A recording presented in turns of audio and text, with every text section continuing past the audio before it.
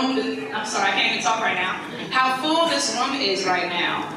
Because like this time last year, this is probably like would have been everybody who came to the event last year. And the event literally just started and it's already looking like it's gonna exceed that number. So I'm just so happy to be amongst so many good people. I see new faces, I see old and familiar faces. I wanna take a moment to shout out, my team, first and foremost my team, and then also,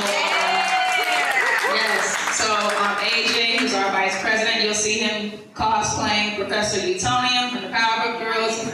He's walking around. Speaking of, we have Mr. Gwen, we have Mrs. Gwen, Jackie Gwen, who's our director of strategic partnerships, cosplaying Buttercup, and also our director of program, Olatunde Floyd. Olatunde Floyd has been one of the people you've been getting emails from. And he does so much. Tunde don't really say a lot, but Tunde does a lot for this organization. And I just want to, he's been here with us for a long time as well, since he was a student. So I'm just very happy for him to be here.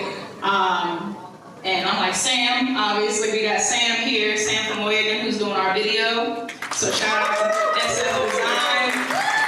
Who else we got in the building? We got my, Lord have mercy, Marty, who's moderating the gay agenda later, Mazapal Design.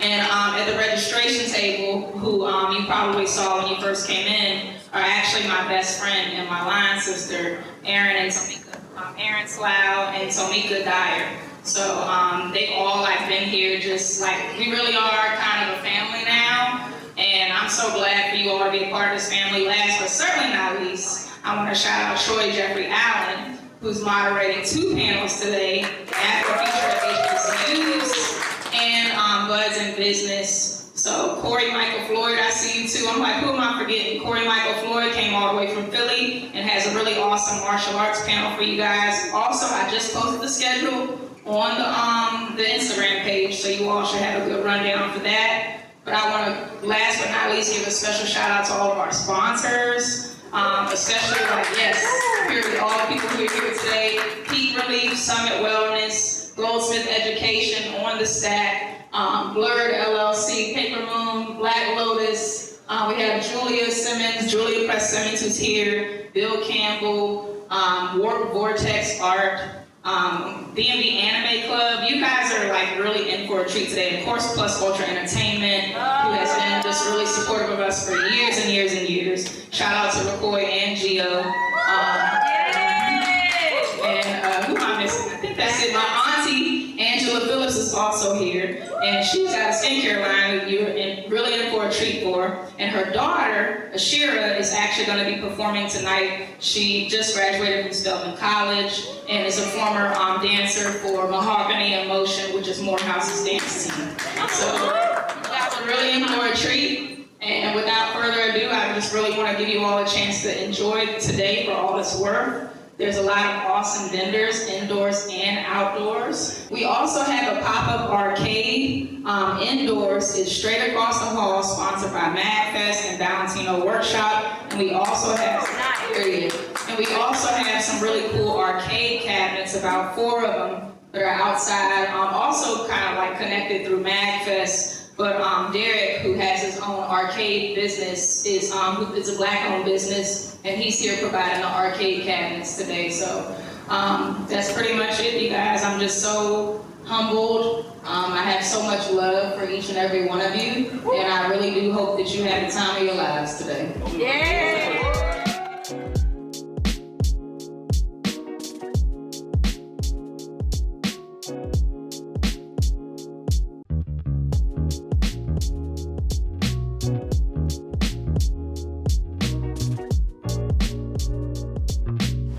Okay, so actually let's just go down the line here. First of all, just give me your name, your company, and just tell me about your business specifically. Okay, so I'm Kevin Johnson. I'm the Director of Marketing at Peak Relief, as well as Peak 70, which, fingers crossed, is opening this summer. My role, up until about maybe like 2.5 years ago, was everything marketing related. So when it came to what a marketing department could be defined as for a dispensary for a cannabis company, I did everything. So whether it was the website, whether it was working on social media, whether it was digital signage, whether it was working with our inventory control manager to help schedule, when products come in, looking at the market, anything, it was me. I've been very fortunate within the last few years to be able to actually expand it into a team. But that was kind of where my thing was at for a while. So just marketing director at a dispensary, all that entails, and just continue showing up to events like this one. Carlo, and I have a company called Kuya. We're a software company, and what we do, if you like to shop for cannabis, we make it easier for you to buy deals, shops, experiences like events, right? And then what we do to help businesses is we actually use what we learn about cannabis to help them be more accurate so that the data share goes across, and ultimately we want to make outcomes better, right? So when the businesses know more, that means the products that they're offering down to the person will be hopefully more accurate is what we're aiming for, and that should be better, again, better outcomes for you as a shopper. So even if you're a rec, you're probably going to get wellness benefits that you weren't expecting, and rec means recreational. You're looking more for fun, more so versus wellness, which is awesome. But the cool thing is there's not a lot of things that we can have for fun that has wellness benefits too. But yeah, that's basically what we're into. We try to just make weed better for everyone with technology. If that makes sense. Yeah, or else I could just get really nerdy, dive into bacillus and stuff. But Well, my name is Jarilyn. People call me Jarilyn from Maryland. I am the marketing manager at Summit Wellness. I started from the bottom as a bartender and grew my way into heading our marketing department. I handle all of our experiential marketing, all of our traditional marketing, digital, along with field marketing events like this. I like to joke and say that my 5 to 9 kind of helps people get into my 9 to 5. My period is called highly suggested. So not only do I do your typical cannabis reviews, I also share how you can fit into the lifestyle, whether it's through consumption or getting into the industry. I really try to make it not seem like this crazy giant that you can't be able to compete with or conquer. This industry is for everyone. I really try to provide a space for everyone to shine through my 9 to 5 and my 5 to 9. What is the big business trend that you guys are seeing right now? And I mean, you kind of each represent different sides of Bush. So yeah, let's see how. Right now, I feel like brands, especially in the cannabis industry, they're trying to figure out different ways to connect with their customer. I feel like the brand ambassador model was very impactful when the industry first was medical, when we were first getting into it. But the conversations that I'm having right now is how can we evolve the pop-up? How can we make it more of an experience instead of a 2-hour discount moment? So I'm definitely seeing a lot of that and just really emphasizing the experience in the dispensary. So those are things that I'm seeing. For sure. For me, I think there is some data on things that I enjoy that seems to be pointing towards, but even if those things weren't pointing that way, or the things that I would like to see more, or just hopeful, optimistic about, would be cannabis beverages. So I'd like to see, just because I feel like that will bring in a social factor too. There's a lot of people who don't really smoke but would like to partake. You can put those down to 2 milligrams, because if you smoke too, 1 puff is 2 milligrams, and most people just can't sit there and smoke a whole jig, and there's a whole social lesson, right? I mean, I'll do it. I was smoking. But me does, I could. But yeah, so that's so for me, cannabis beverage is something I'd like to see a lot more. So for me, I see 2 things from kind of disparate groups that I talk to. On the processor side, I'm talking to a lot of people that are looking for alternate ways for product consumption, whether it's dosing at a really, more granular and specific degree than what's been currently offered through, I don't want to give anybody's product drop away, so I'm not going to say anything, but there's a lot of exciting things coming within the next several months in terms of alternative ways to consume and alternative products that the market hasn't seen before. So I think because we're seeing so much, like you can only have so much flour, unless your genetics are like exceptional and radically different. You can only have so many different kind of products used when it comes to, these are your beverages, these are your gummies, these are your kind of baked good. So to break away from that and really stand on the market, I know a lot of processors are like, well, what can we do with it here within the regulatory framework that we're working in?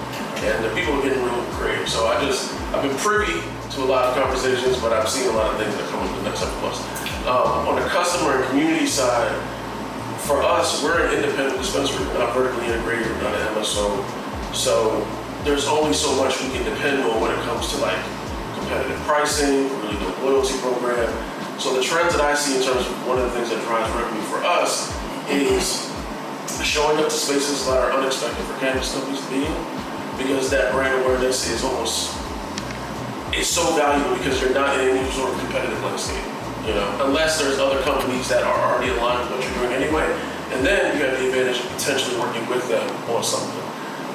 For example, one of our amazing panelists here was in a series that we do, a roundtable discussion series where we talk to different community experts, different industry experts. So again, when you're in spaces that you find yourself aligned with people and their mission, you tend to run into some very amazing people that are gracious enough to be on platforms that you have. So that authentic experiences in the retail environment, and again, because we're not vertically integrated, we can't say like you can only get this product at peak relief.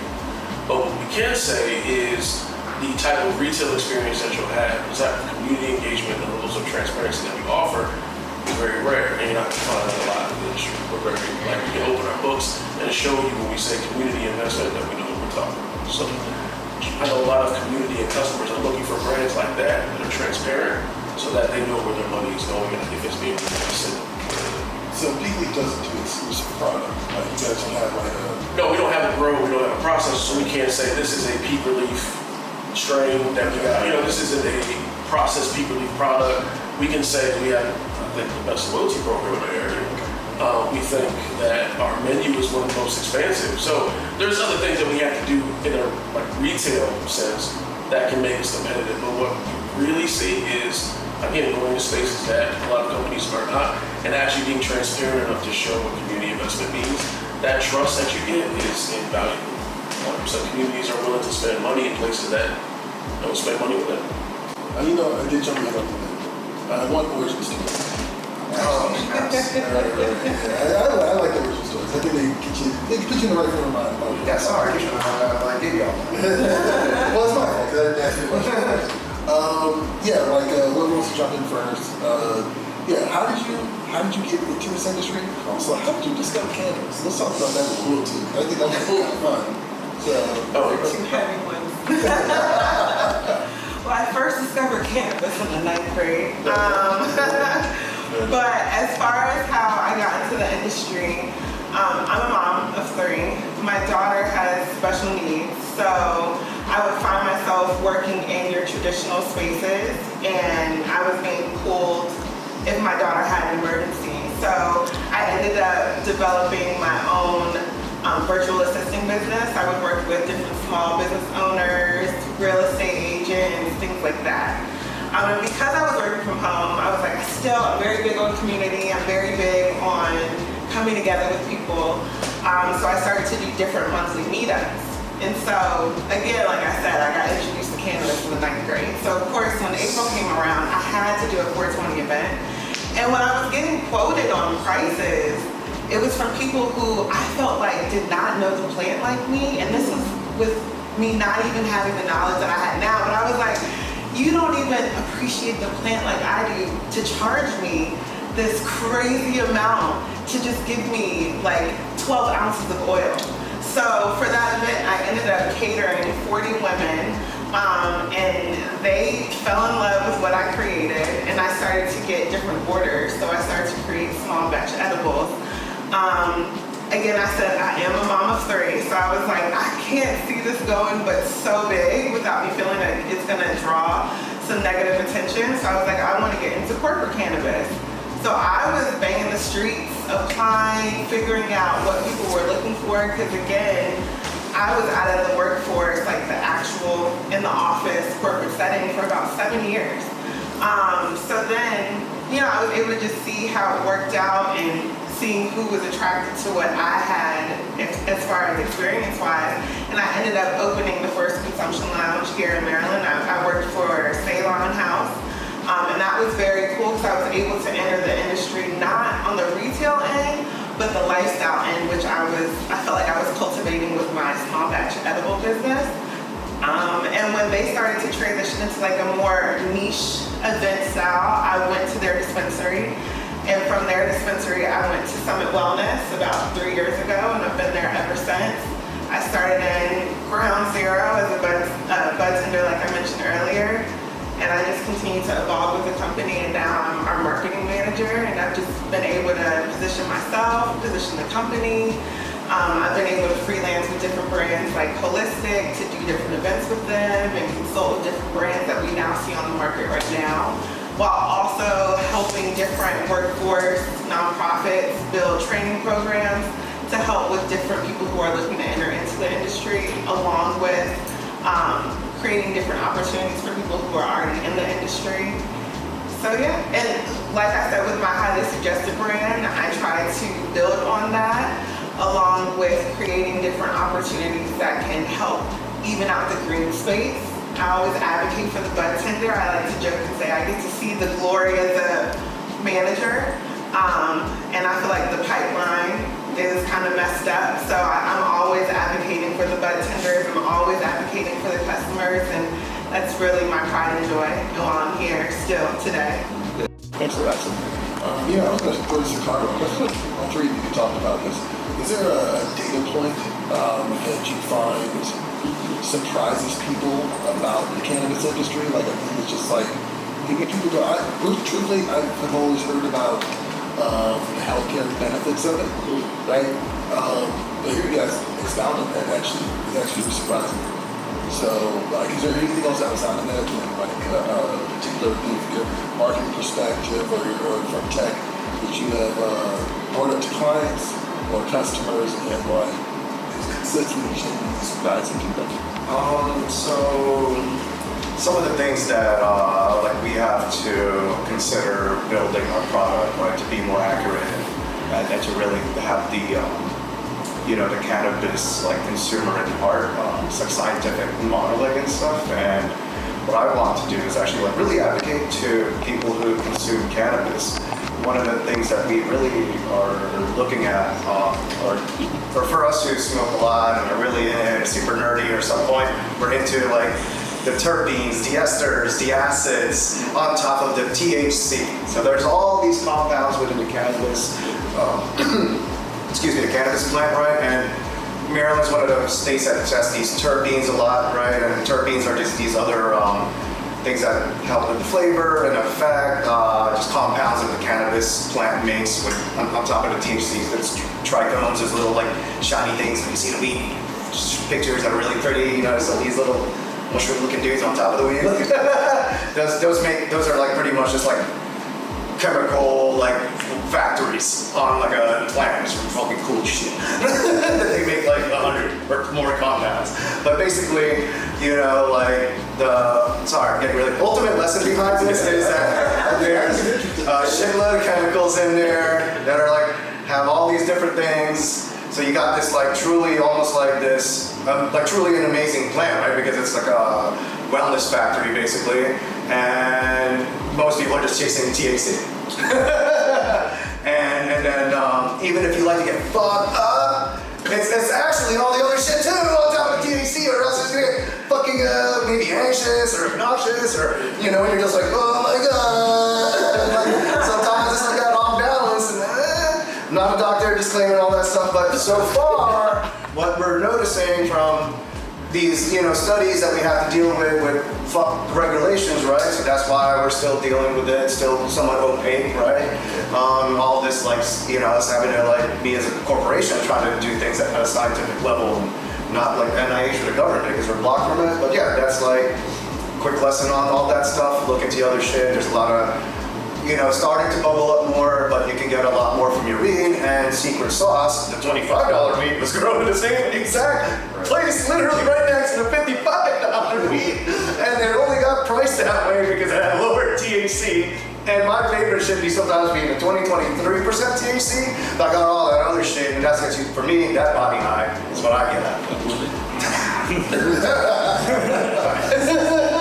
I feel like one thing that people, it's kind of like a world away from way. A world away. But how you mentioned the benefits in the industry and stuff like that, and then kind of to piggyback off the pipeline, I feel like people, for one, they look at getting into the dispensary as their entry line into the industry, and that is not the case.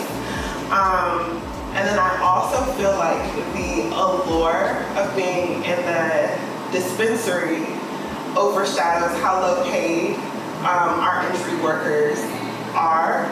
And that's when I mentioned the pipeline. These budtenders, they are in the game because they love the plant, they love the customer, they love the community.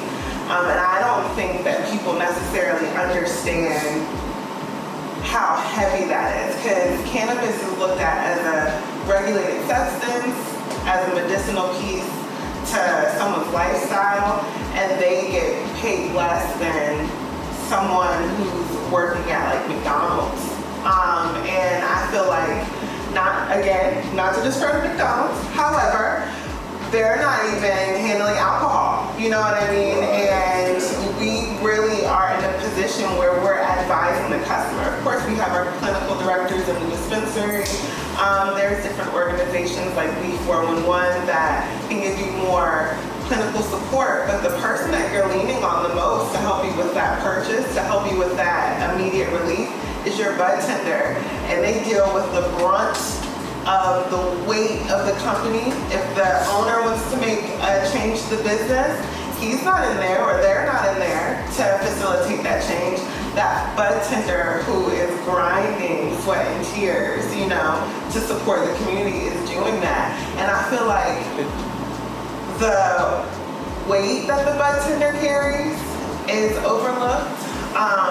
And for the most part, they are drastically underpaid.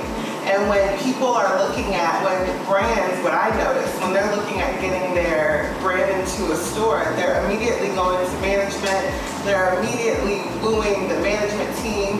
And I'm a rare breed, I feel like, as far as if you're a manager of a department that isn't in operations, oftentimes you're not touching a register, you're not touching any customer interaction. I too still very much so act like an operational manager who has marketing duties.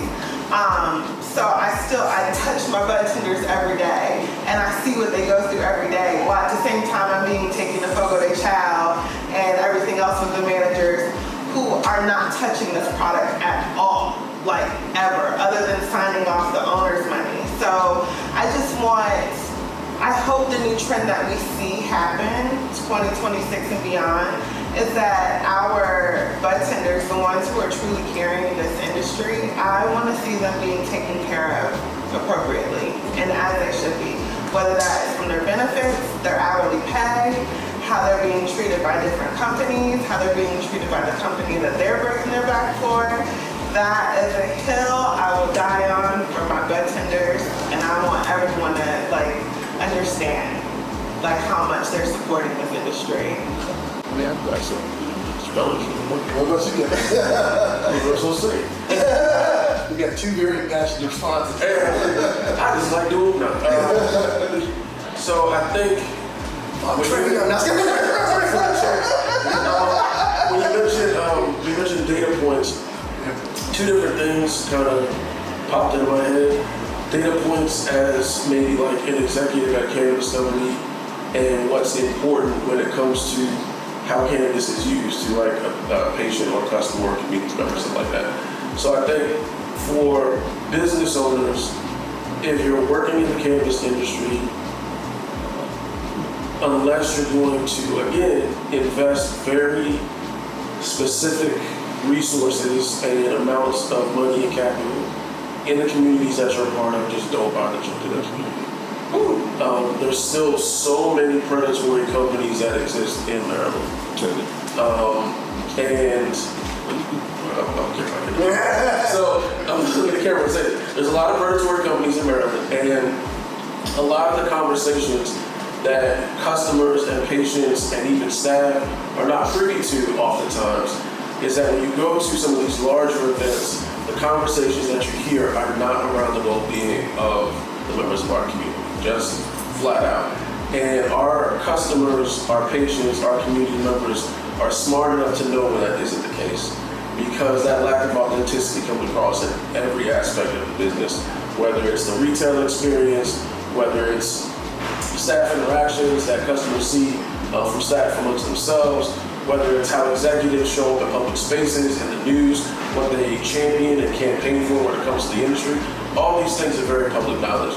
So the fact that we still have companies that are, for lack of a better word, very transparent about what they're trying to extract from you, I think is still very telling. And that is something that wasn't indicative of just a new market. Because again, we're almost a decade in this now. It's still very much the rule and not the exception. So I would tell people that own businesses, just don't do that. That's a data point for them to kind of consider. For our community members, again, recognize when people are being inauthentic with you, and also do not be afraid to look to the places that you shop at for support and how to communicate the value of the product in your life to people that may not understand. So what I say, all that to say, whether it's a clinical director you talk to, where you have a conversation with them and maybe take some additional information back to your primary care about how you want to implement cannabis into a wellness program under supervision, under regulations, obviously restrictions. But don't be afraid to look to the people that you spend money with and acted to for a greater measure of support when it comes to your experience with the plan. And that may not even mean them doing something specific. Maybe they're recommending you to somebody who is more knowledgeable in the field. Maybe they're just telling you, hey, read the COAs that you get, the certificates that you get with the product, or ask about them. Ask about your terpene profile. Ask about what other components are in what you're consuming so that you have a more fuller understanding of the product and why you're using it. And that you weren't just being upsold or something because it costs more. So I guess I would limit this that before I get too much more into conversations I don't like hearing in the industry. I didn't know how heavy we were going to get this conversation. Because I did have some questions about the war on drugs, right? Or introduction to the current business model, right? Yeah. But no, so I'm glad you guys are addressing this. Actually, I wanted to ask you more, since we're already here, I wanted to ask you more about something I read about the interview, about the Last Prisoner project. Because I thought that was really interesting. Yeah. Can you expound on it and tell us more about that? Yeah, so, the Last Prisoner Project is an amazing organization. And to say they just specialize in expungement clinics, one of the things I was mentioning earlier, is, doing them a disservice. The level of advocacy that they do for those that have been incarcerated in relation to their proximity to cannabis is incredible. And they are very eager to work with businesses that have a vested interest, again, in that community component. So we started with, I think, much like anything starts with, is just here's a donation to the organization. I'd love to set up a meeting to understand how we can more closely work together. And that's what it started with. And the industry in Maryland is very heavily regulated, and sometimes you have to be creative with your messaging to people about cannabis or advocacy even. So working with Last Prisoner Project gave us an opportunity to say, this is our mission. We're aligning people that have a clear history of doing this work. We're not saying that we know everything about how to do the work the most effectively. So again, we're aligning people that have been boots on the ground. This is how this relationship reflects in, our community work. So we were able to do a couple of cool things, whether it's obviously donation drives, but working on things like apparel, trying to find innovative ways for their organization to get visibility. Here's a merch design that I came up with. Would you be comfortable, developing this design with us and then executing it at a nationwide level, at a local level here in Maryland? Great. So just again, that was an example of trying to find somebody, an organization in the industry that is very authentic and very transparent and saying, what can we do in working with them? What can we learn by working with them? And what can we kind of creatively do to bring more eyes to just, again, the injustices that have happened from the war on drugs. And I'm from Baltimore, so I there's things that I know and see specifically about how the war on drugs has affected even just people that I know. So being able to work in this industry is a privilege for me, and being able to work with organizations like LVP is part of that privilege. Another thing about kind of data points or things for the community to think about, there are so many more use cases that are valid to discuss with your doctor. Obviously, we have a specific kind of regulatory framework for how you can be approved as a medical patient. We're also an adult use state, but there's obviously specific steps and specific medical conditions that you have to be a medical patient. But there are instances where it is still worth bringing up to your doctor, to a certifying medical professional in the state of Maryland. I bring up that because I was reminded, we mentioned your child. My child is autistic, but one of the things that is really important for myself, for my wife, is, again, advocacy through the work that we're doing. So you don't know, in having those medical conversations, the type of work that you're doing for somebody who may also be scared to ask those questions.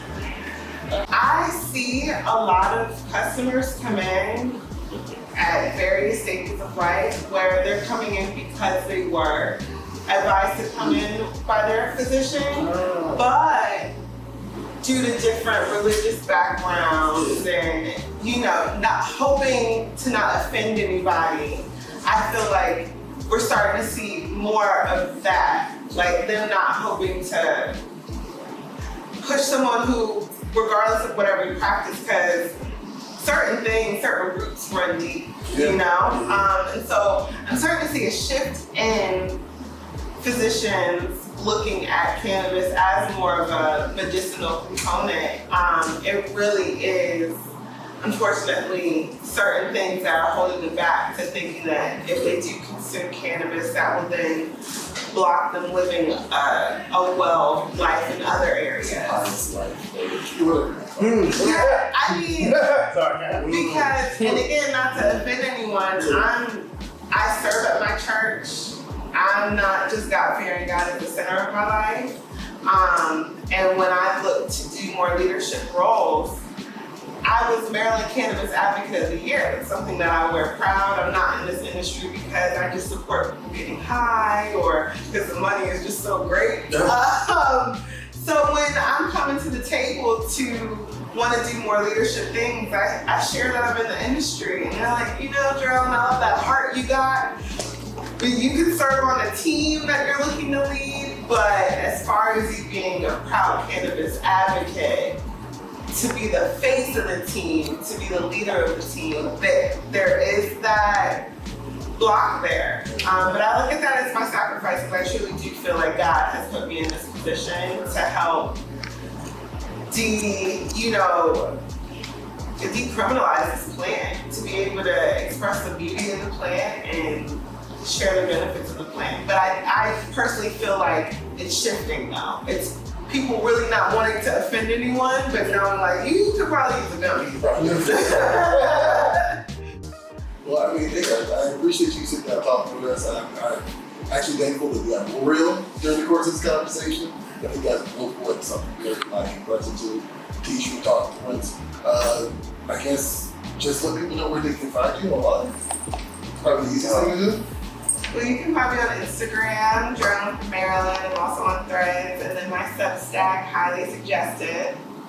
On IG, it's Carlo sometimes, and on LinkedIn, it's C Manabat.